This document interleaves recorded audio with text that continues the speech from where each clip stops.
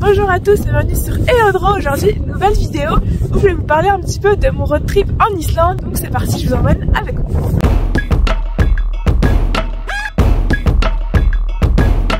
On se retrouve dans mon appartement de retour d'Islande après 15 jours de road trip avec mon copain. Vous ne l'avez pas encore vu sur ma chaîne, mais il est déjà apparu dans 2 vidéos. Cette vidéo est bien évidemment un hors-série par rapport à tout ce que je fais d'habitude sur ma chaîne. Je vais vous présenter tout l'itinéraire qu'on a pu réaliser sur nos 15 jours de road trip en Islande, les différents lieux que nous avons visités et vous pourrez en découvrir pas mal sur l'Islande si vous prévoyez d'y partir ou si jamais je vous donne envie d'y partir. C'était mon pays de rêve depuis déjà plusieurs années et j'ai enfin pu le faire avec mon copain Loïc dans la vidéo. Je voulais partir en hiver pour plusieurs raisons, le fait qu'il y ait les aurores boréales déjà le soir, le fait qu'il y ait beaucoup moins de touristes en hiver qu'en été et également pour avoir la chance de voir de multiples paysages enneigés.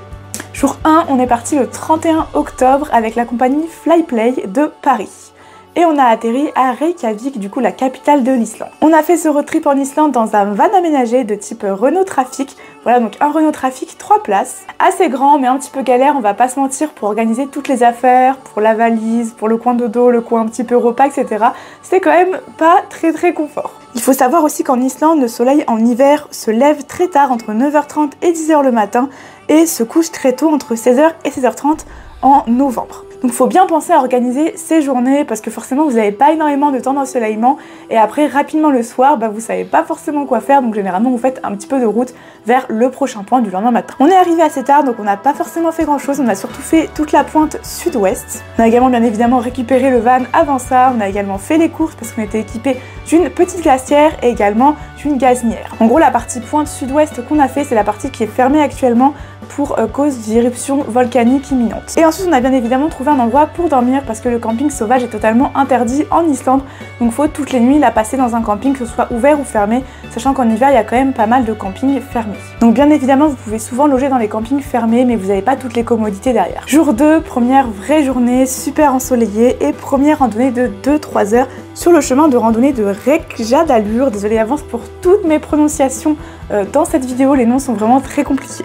Et en gros, ce chemin de randonnée mène à une rivière de source chaude, voilà, qui était disponible à la toute fin de la rando. On n'a pas eu l'occasion de se baigner, on avait un peu peur de prendre froid sur le chemin du retour parce que la rando était quand même assez longue, comme je vous l'ai dit, c'est peut-être 1h30 aller, 1h30 retour. Il faut savoir qu'en Islande, il y a énormément de sources chaudes tout autour de l'île, certaines plus accessibles que d'autres et d'autres même très connues comme par exemple le Blue Lagoon qui bien évidemment est aussi fermé à l'heure actuelle en raison de l'éruption volcanique. On peut retrouver pas mal de rivières d'eau chaude, piscines chauffées par la géothermie, et on a pu en tester quelques-unes que vous verrez d'ailleurs dans la vidéo. C'est tellement agréable de se baigner dans une eau à 39-40 degrés quand il fait genre -5 à 5 dehors. On a ensuite continué la route pour se diriger vers Kerio, un cratère dans le sud de l'Islande rempli d'eau. Très sympa et super joli avec la météo qu'on avait.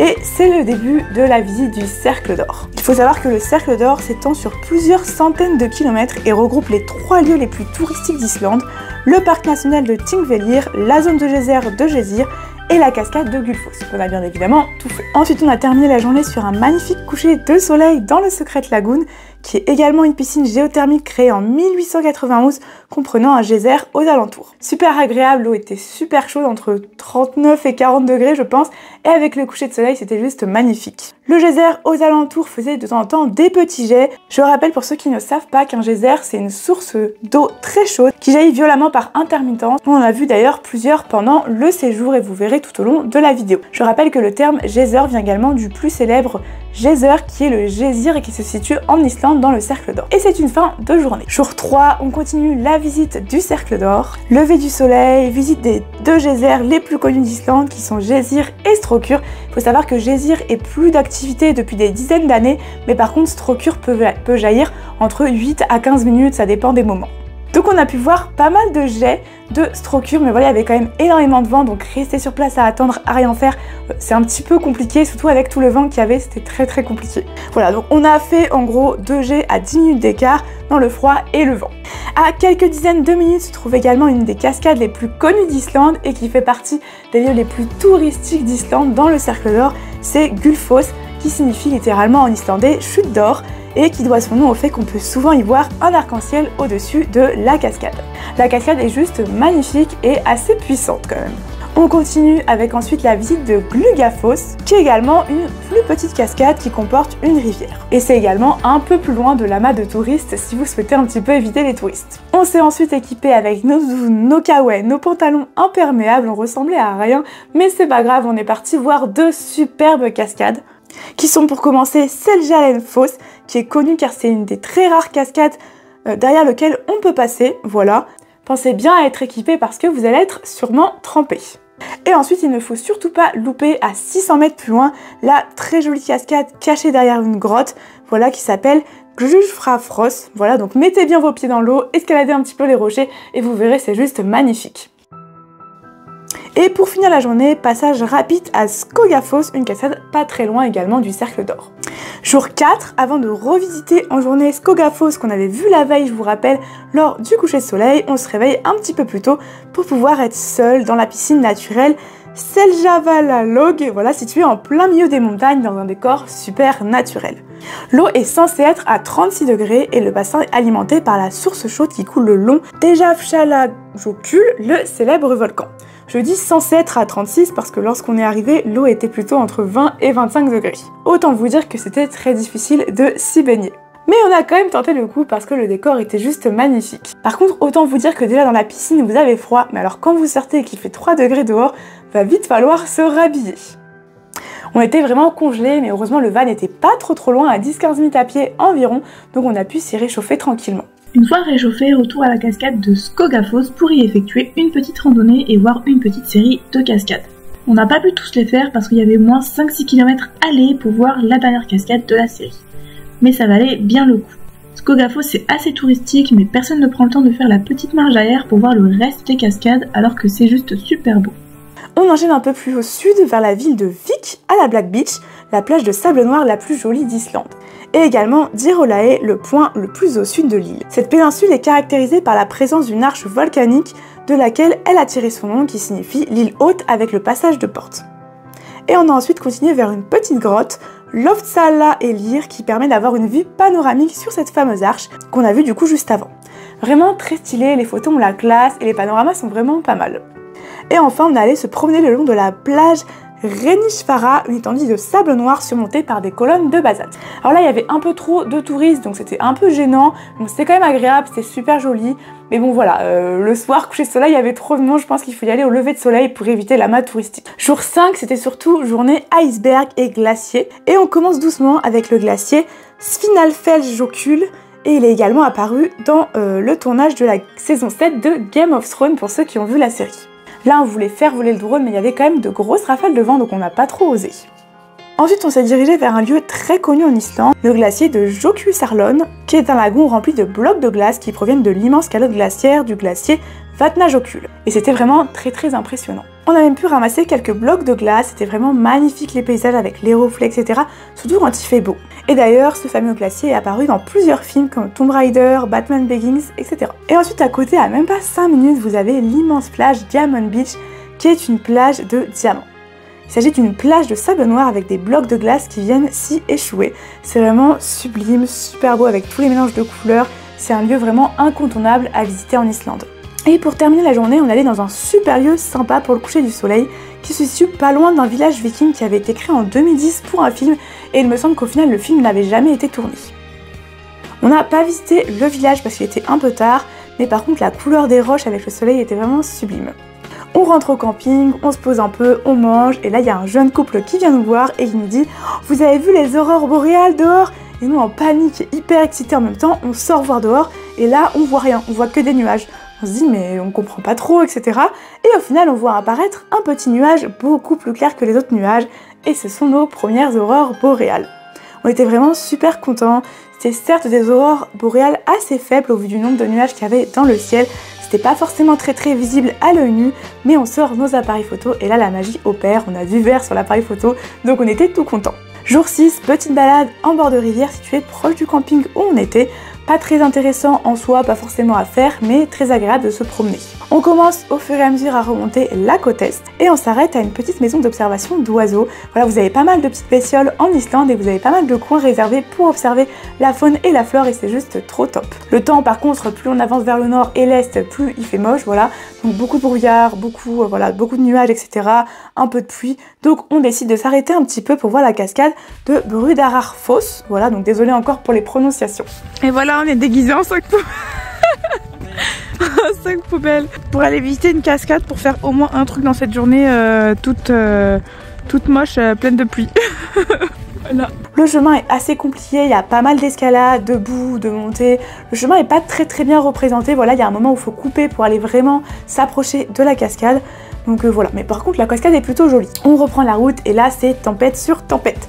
On se prend une tempête de neige horrible, on ne voit plus rien du tout et il faut qu'on atteigne malheureusement le prochain camping qui est environ à 1h30 de voiture. Donc je vous avoue, on n'était pas très serein, on avait surtout très peur et heureusement il y avait quasiment personne sur la route. Et on a d'ailleurs appris le lendemain que les routes qu'on avait prises à ce moment-là étaient devenues fermées dans la nuit car c'était trop dangereux. On arrive en sécurité bien sûr au camping situé dans le nord de l'Islande et on était vraiment seuls au monde, personne n'avait bravé la tempête sauf nous, voilà, on est un peu bêtes mais voilà. Jour 7, petit réveil sympathique au camping entouré de neige.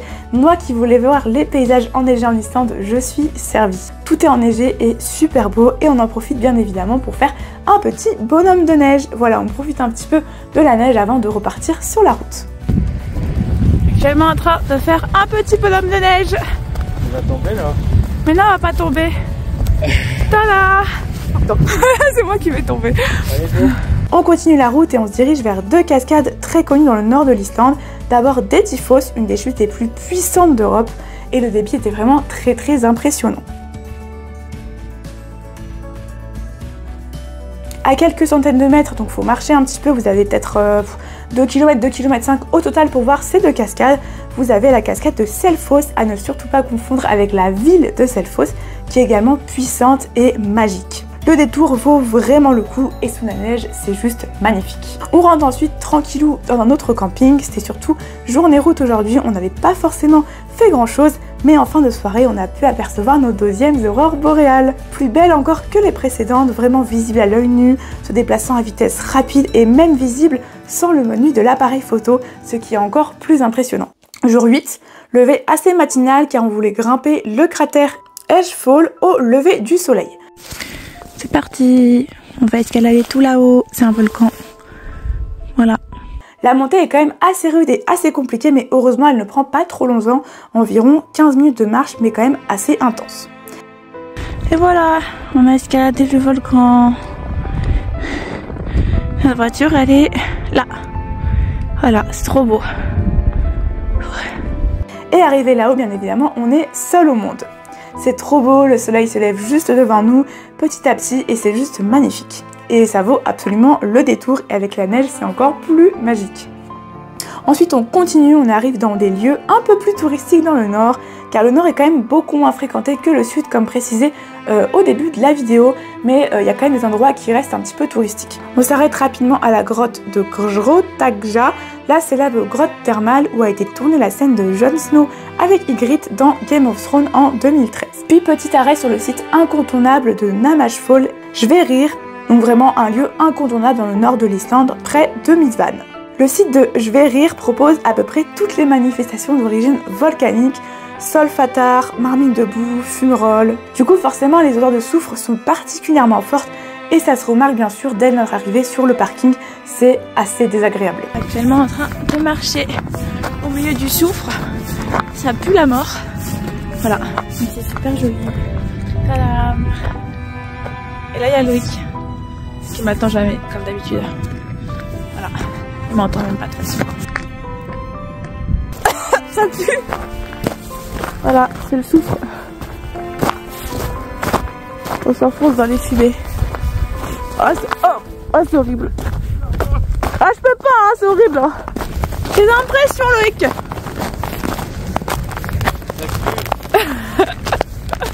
Ensuite, petit arrêt près d'un lac, petite balade, découverte d'une douche en plein milieu de la nature. Et on continue tranquillement la route et on se pose dans une piscine municipale pour profiter du bain chaud. Et là encore une fois, des aurores boréales, mais cette fois-ci sans aucun nuage. Et avec les étoiles, c'était juste trop beau. Donc on était super content de terminer tranquillement cette journée sur une bonne petite touche. Jour 9, on commence par se promener un peu là où on s'était arrêté voir les aurores boréales la veille. Et on continue pour visiter la plus vieille église d'Islande, Grafarkirkja, fermée de l'intérieur mais très jolie de l'extérieur.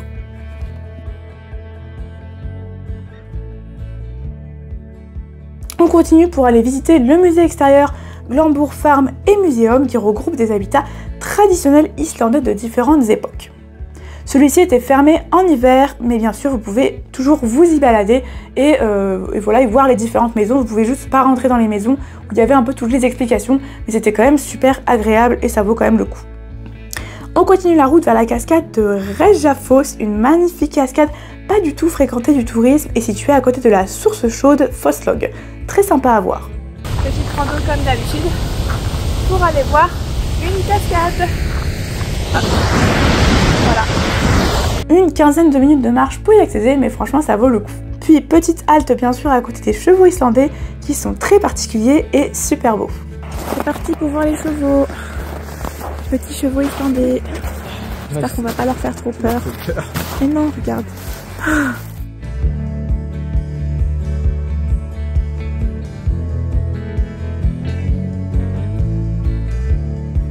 Et ensuite la halte évidente au niveau de Illuskatadir, qui est un cap renommé pour abriter une faune sauvage très riche. On a pu se promener dans un tout petit sentier aménagé super sympa avec plein de moutons et au bout, petite surprise avec la vision de plusieurs phoques nageant dans l'eau. C'était vraiment trop cool à faire, on a kiffé, c'était trop mignon d'observer les phoques. On se pose ensuite dans notre premier resto islandais et ensuite pouf, encore une fois des aurores boréales, mais cette fois-ci encore plus impressionnantes. Elles étaient juste immenses, visibles à l'œil nu et également sans le menu de l'appareil photo, super lumineuses, magiques, c'était incroyable. On était congelés mais on voulait plus du tout rentrer dans le van tellement c'était beau. Jour 10, on a fait un peu les fjords de l'ouest qu'on ne comptait pas trop faire au début car beaucoup de routes, mais au final on avait un petit peu d'avance. Donc on n'a pas forcément fait grand chose là-bas, on est passé rapidement voir les côtes nord, voilà. Et la journée c'était surtout de la route, mais voilà, on a quand même pu voir un petit peu certains paysages. On s'est arrêté parfois pour prendre quelques photos. Et on a déjà fini cette courte journée. Aurore boréale également en fin de journée, mais cette fois-ci très légère et avec beaucoup de nuages. Jour 11, on profite de la piscine et du bain chaud du camping et on est reparti pour une nouvelle piscine naturelle en pleine nature, Gjódrunarlaug, et c'était vraiment super agréable d'être dans l'eau malgré toutes les algues présentes. Et on est quand même resté pas mal de temps, l'endroit était vraiment magique, surmonté de montagnes, etc. Et on était vraiment tout seul. Par contre, comme pour l'autre piscine, pour se rhabiller, c'est encore une autre histoire, on avait beaucoup trop froid et heureusement le van n'était pas trop loin. Puis petit arrêt à la cascade de Selvallafoss, super jolie, pas trop fréquentée et entourée de paysages magnifiques. Puis retour au monde et aux touristes, plus on avance vers le sud, plus les touristes reviennent malheureusement, sauf quand il s'agit du célèbre lieu Kirkjufelfoss, une cascade accompagnée d'une intrigante montagne, et c'est d'ailleurs un lieu qui est surtout connu pour être apparu dans la série de Game of Thrones, encore une fois. Je crois que c'était un lieu avec les marcheurs blancs, avec la neige, etc. La masse touriste était un petit peu embêtant, mais si on s'éloigne de 10-15 minutes à pied de marche, on peut profiter pleinement du paysage. Puis pour finir, petite cascade de Bæjarfoss, pas d'aurore ce jour-là, trop nuageux la soirée. Jour 12, on commence directement par une cascade, Svodufoss, un petit peu éloigné de la route principale, super sympa et pas très touristique. Et pas très loin, à 5 minutes en voiture, se trouve Kerlingarfoss, pour le coup un petit peu moins intéressant, accessible sur une route vraiment dégueu et pas très impressionnant, voilà. Comme d'habitude, il m'entend pas. Je pense qu'il m'entend pas ici. Non, après, il voulait juste pas que je m'épuise pour rien, du coup il va voir là-haut s'il y a un truc à voir. Du coup apparemment c'était pas foufou, donc heureusement que je suis pas montée, il est en train de revenir.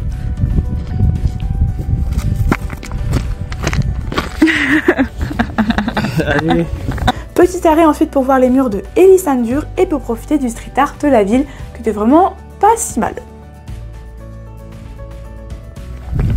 Petite rue avec du street art, voilà. Un peu partout, ça ressemble un petit peu à Sète.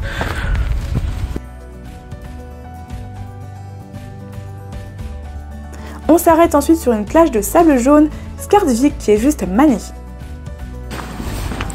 Et là on va à la plage du coup avec du sable jaune. Vraiment c'est rare en Islande le sable jaune, donc voilà.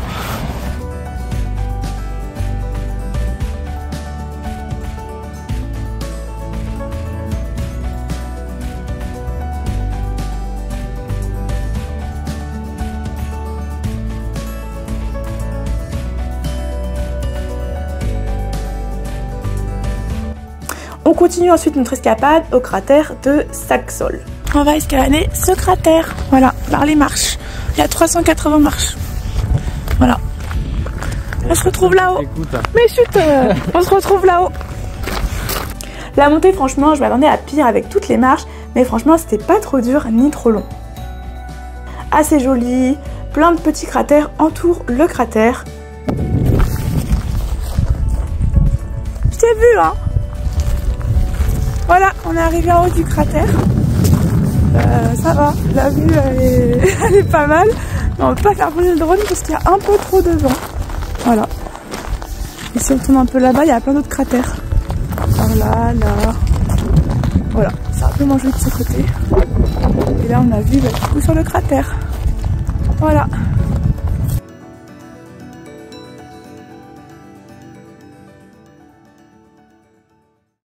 Et ensuite, petite rando super cool au canyon de Rautfeldia. Et là, on va visiter le canyon qui est là. Comme ça. Il s'agit en fait d'une grotte de la montagne Botchfall qui borde le sud de la péninsule. Rando pas trop difficile, quelques passages quand même assez compliqués avec quelques rochers, de la boue, quelques montées, un petit passage dans l'eau. Mais une fois qu'on est arrivé au bout, c'est quand même super impressionnant, donc ça vaut vraiment le détour. Et enfin, petit arrêt à la plage de Itritunga, un endroit pour voir les phoques. Cette fois-ci, on a vu les phoques de beaucoup plus près que la dernière fois. Il n'y avait pas trop de monde, voilà, et ça vaut vraiment le coup. C'est vraiment trop mignon d'observer les phoques qui ne bougent pas, qui restent là rien faire, etc., qui glandent, voilà, c'est vraiment trop chou. Jour 13, on fait la cascade de Fossarrête et le vent recommence à souffler.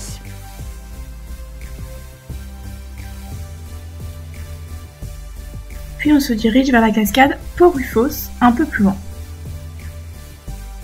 La cascade reste quand même très impressionnante de loin, mais on a quand même du mal à s'en approcher. Puis retour à Reykjavik, donc on profite un petit peu pour visiter la ville. Je vous rappelle que Reykjavik c'est la capitale de l'Islande. Là du coup on avait atterri à peu près, l'aéroport c'était à 30 minutes de Reykjavik. Donc on va faire un petit peu les boutiques, on visite la ville, etc.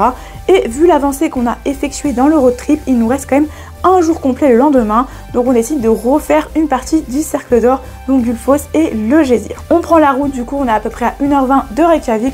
Et on loge pas très loin du Gésir, à peu près 5 minutes, voilà, en voiture, dans un camping qui était fermé. Jour 14, on se lève le matin et c'est le moment de foncer voir au lever de soleil le Cercle d'Or avant que tous les touristes arrivent. Donc on se précipite vers la cascade de Gullfoss qu'on avait vu, je vous rappelle, au tout début de notre séjour. Les couleurs sont complètement différentes du premier jour où on a vu cette cascade, c'est encore plus impressionnant.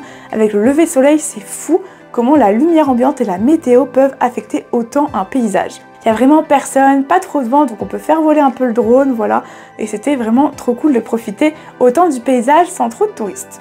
Ensuite, bim, une fois qu'on a fini, on retourne voir le Gésir, voilà. Et cette fois-ci, les touristes sont de retour. Il y a beaucoup moins de vent que la première fois où on y était, donc on profite quand même beaucoup mieux. Je vous rappelle que la première fois, on avait pu attendre que 2G à 10 minutes d'écart tellement il faisait froid et qu'il y avait du vent. Et là, on a pu attendre 4G du Gésir de Strokkur, voilà, qui était espacé d'à peu près 4 minutes 30 chacun, donc beaucoup moins d'espacement que la première fois où on y était allé. Donc on peut prendre de super photos, de super vidéos, et voilà, c'était cool, on prend même des rafales et tout, enfin on en profite, on voit 4G, donc on peut faire un peu tout ce qu'on veut. Ensuite on décide de retourner vers Reykjavik et sur le chemin du retour, on refait quelques cascades qu'on n'avait pas du tout pu faire à l'aller, et pourtant elles étaient juste magnifiques. On commence avec Bruarfoss, vraiment magnifique, les couleurs sont sublimes, très bleutées, et le débit est vraiment très impressionnant. Et on continue avec Öxarárfoss, une cascade accessible avec 800 mètres de marche environ, vraiment jolie, mais quand même beaucoup trop touristique.